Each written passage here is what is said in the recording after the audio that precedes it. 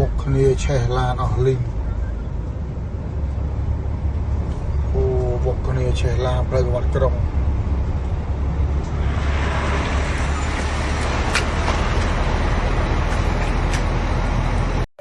វត្តក្រុងឆេះ3ឡានឡានអាល់ផាតផ្លាកលេខ2558 PCA 3ឡាន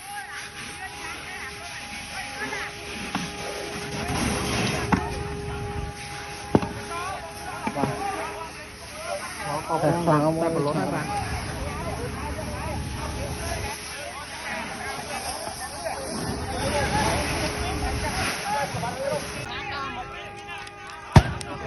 អូយទៅទៀតទេ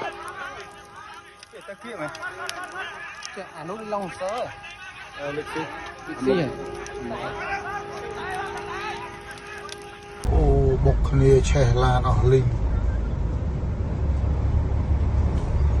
បុកគ្នាឆេះឡានផ្លូវវត្តក្រុង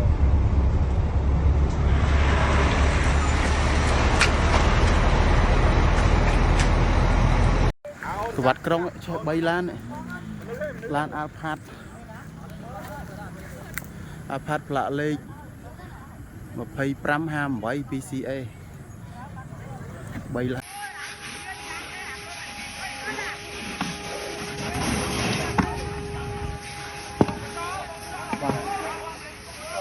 អបស្វាងមកប្រឡូនហើយបាទ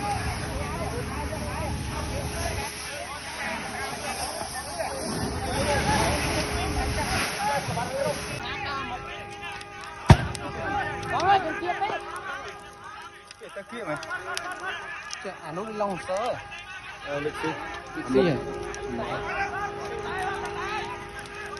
អូបុកគ្នាឆេះឡានអស់លីងបុកគ្នាឆេះឡានផ្លូវវត្តក្រុង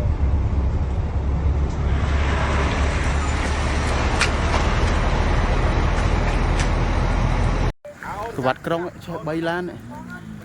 ឡានអាល់ផាតផ្លាកលេខ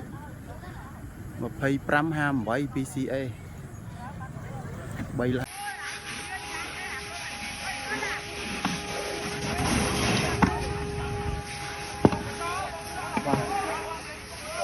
អបស្វាងមកប្រឡូនហើយបាទ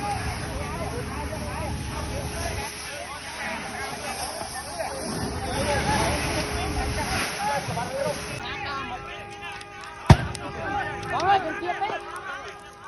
ទៅទៀតមែនចាអានោះឡុងសើ